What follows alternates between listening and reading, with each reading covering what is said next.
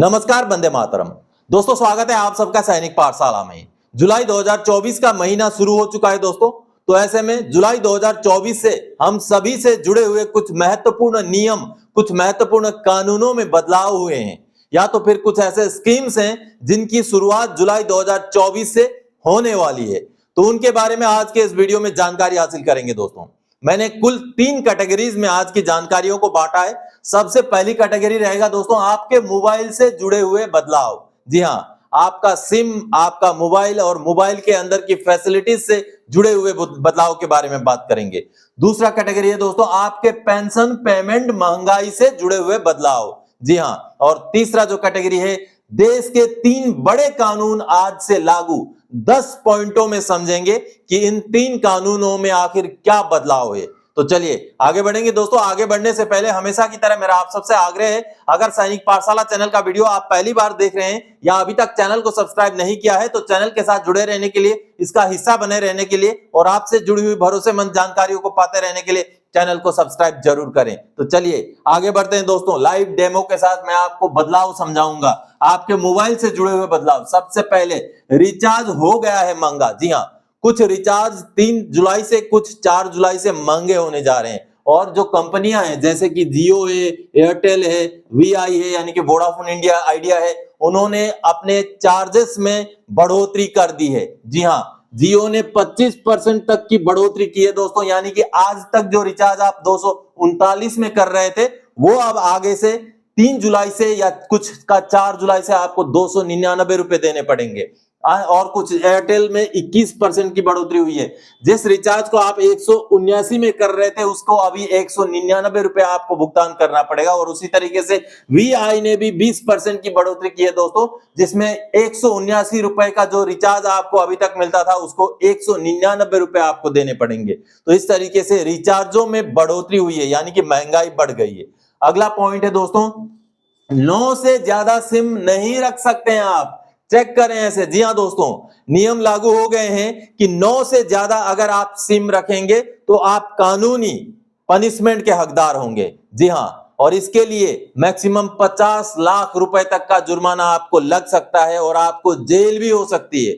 जी हां, इसलिए आपको चेक करना जरूरी है कि आपके नाम में कितने सिम हैं। मैं मेरा खुद का सिम कितने हैं वो चेक करके आपको दिखाऊंगा। बड़ा आसान तरीका है, सरकारी वेबसाइट में जाना है आपने और चेक करना है आपका मोबाइल नंबर डाल के कि आपके नाम में कितने मोबाइल यानी कि कितने सिम जो है रजिस्टर्ड है, वो आपको तुरंत ही पता चल जाएगा। तो चलिए मैं आपको कंप्यूटर के स्क्रीन में ले जाकर के समझाता हूं कि किस तरीके से आपने चेक करना है कि आखिर आपके नाम में कितने सिम आज के डेट में रजिस्टर्ड हैं, और उनको आप अगर डिलीट करना चाहें, ये मेरा नहीं है करके डिक्लेयर करना चाहिए, वो भी उसके अंदर कर सकते हैं। चलिए मैं दिखाता हूं आपको। दोस्तों, सबसे पहले तो हम गूगल में संचार साथी को सर्च करेंगे। जैसे आपने यहां देखा है संचार साथी, इसको जैसे हम टाइप करके इसको सर्च करेंगे, इसमें सबसे ऊपर ये वाला ऑप्शन आएगा संचार साथी। ये जो आप देख पा रहे हैं, ये सरकारी वेबसाइट है, इसमें आपने क्लिक करना है। जैसे आप इसको क्लिक करेंगे दोस्तों, आप पहुंच जाएंगे डिपार्टमेंट ऑफ टेलीकम्युनिकेशन के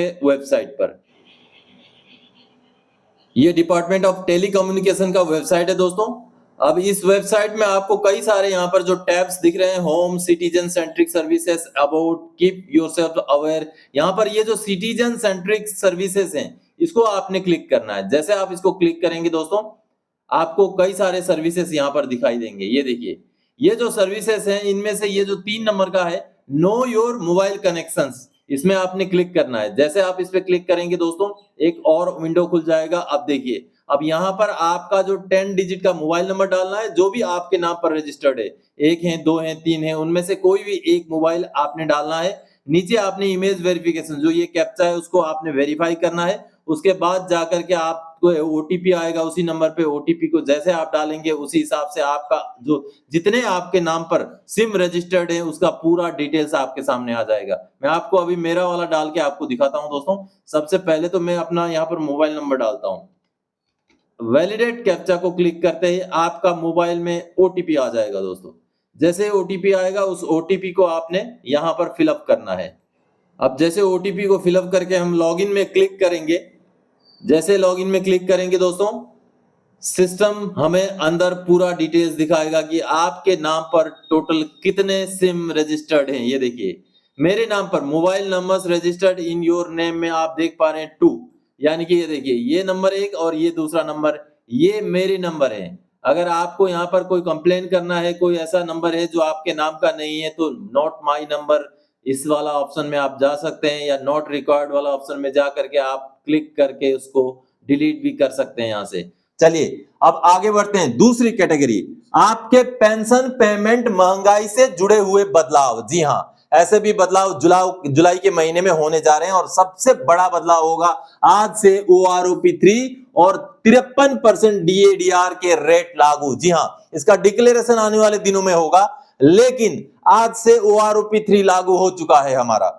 आगे जब भी सरकार डिक्लेयर करेगी, शायद जो डिफेंस मिनिस्ट्री का 100 दिन का पहले 100 दिन का कामकाज का जो एजेंडा, उसमें OROP3 को लागू करना भी सम्मिलित है। तो आने वाले 3-4 महीने के अंदर चांसेस ये हैं दोस्तों कि OROP3 हमारा लागू हो जाए और हमारा बढ़ा हुआ पेंशन हमें मिल जाए, और जो भी 3-4 महीने का एरियर बनता है वो भी हमें मिल जाएगा। और साथ ही साथ 1 जुलाई 2024 से ही हमारा DADR खूब चांसेस हैं 53% बन जाएंगे। वैसे 54% का भी हम आस लगा सकते हैं, लेकिन ज्यादातर चांसेस 53% के ही होंगे और वो हमारा 1 जुलाई 2024 से ही लागू होगा। मिलेगा आगे सितंबर अक्टूबर में, लेकिन उसका लागू का डेट है आज से शुरू हो चुका है दोस्तों।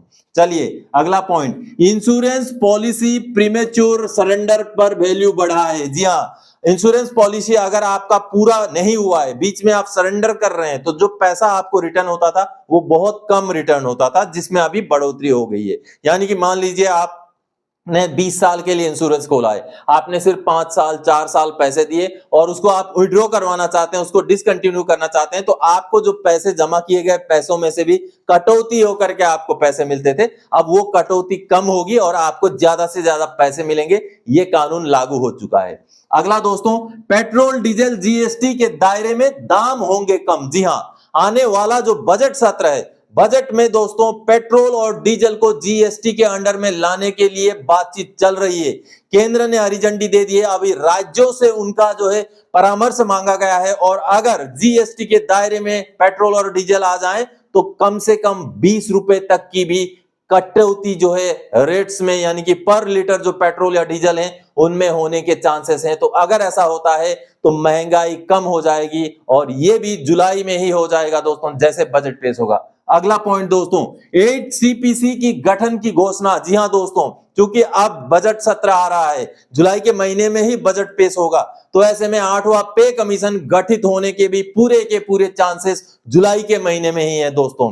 तो जुलाई के महीने में हम आशा करते हैं कि सरकार 8वां पे कमीशन गठित जरूर करेगी। अगला दोस्तों, तीसरा कैटेगरी समझते हैं। देश के 3 बड़े कानून आज से लागू हो जाएंगे, 10 पॉइंटों में समझते हैं। कानून क्या क्या है दोस्तों?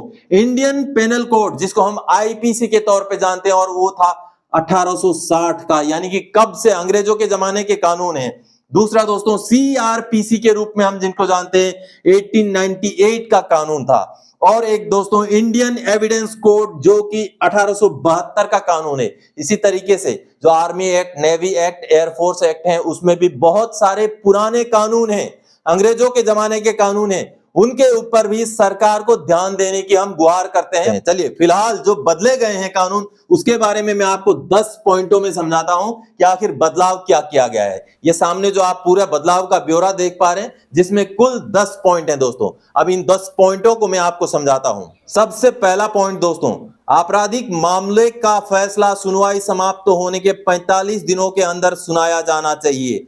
पहली सुनवाई के 60 दिनों के अंदर आरोप तय करने का प्रावधान है। सभी राज्य सरकारों को गवाहों की सुरक्षा और सहयोग सुनिश्चित करने के लिए गवाह सुरक्षा योजनाओं को लागू करना चाहिए। दूसरा, बलात्कार पीड़ितों के बयान पीड़िता के अभिभावक या रिश्तेदार की मौजूदगी में एक महिला पुलिस अधिकारी द्वारा दर्ज किए जाएंगे। मेडिकल रिपोर्ट 7 दिनों के भीतर पूरी की जानी चाहिए। तीसरा, नए कानून महिलाओं और बच्चों के खिलाफ अपराधों को लेकर कड़े नियम बनाए गए हैं। बच्चे को खरीदना या बेचना जघन्य अपराध माना जाता है, जिसके लिए कड़ी सजा का प्रावधान है। नाबालिग के साथ सामूहिक बलात्कार के लिए मृत्युदंड या तो फिर आजीवन कारावास की सजा हो सकती है। अगला 4 नंबर, कानून में अब उन मामलों के लिए दंड का प्रावधान है जहां शादी के झूठे वादे करके महिलाओं को छोड़ दिया जाता है। 5वां पॉइंट दोस्तों, महिलाओं के खिलाफ अपराध होने पर पीड़ितों को 90 दिनों के अंदर नियमित अपडेट हासिल करने और पीड़ितों को मुफ्त प्राथमिक उपचार का चिकित्सा उपचार प्रदान कराना जरूरी है। आगे 6 नंबर में, आरोपी और पीड़ित दोनों को 14 दिनों के भीतर एफआईआर, पुलिस रिपोर्ट, चार्जशीट, बयान, कबूलनामे और अन्य दस्तावेजों की प्रतियां प्राप्त करने का अधिकार रहेगा। अब घटनाओं की रिपोर्ट इलेक्ट्रॉनिक संचार के माध्यम से की जा सकती है, जिससे पुलिस स्टेशन जाने की आवश्यकता समाप्त हो जाएगी। जीरो एफआईआर की शुरुआत से व्यक्ति किसी भी पुलिस स्टेशन में, चाहे उसका अधिकार क्षेत्र कुछ भी हो, प्राथमिकी दर्ज करा सकता है। यानी कि आप एफआईआर कहीं से भी, कहीं के भी पुलिस स्टेशन में दर्ज करा सकते हैं। 8वां पॉइंट, गिरफ्तार व्यक्ति को अपनी स्थिति के बारे में अपनी पसंद के व्यक्ति को सूचित करने का अधिकार है ताकि उसे तत्काल सहायता मिल सके। गिरफ्तारी का विवरण पुलिस थाने और जिला मुख्यालयों में प्रमुख से पारदर्शित किया जाएगा ताकि परिवार और मित्र आसानी से इसे देख सकें।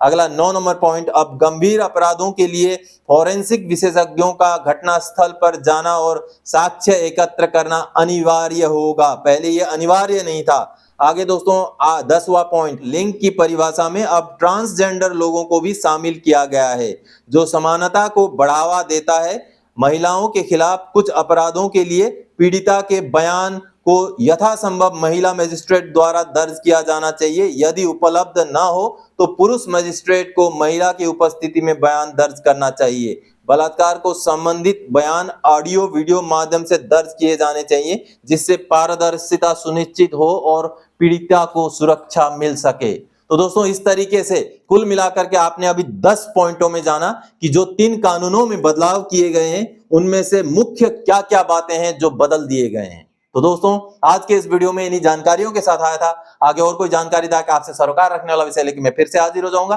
तब तक के लिए जय हिंद दोस्तों।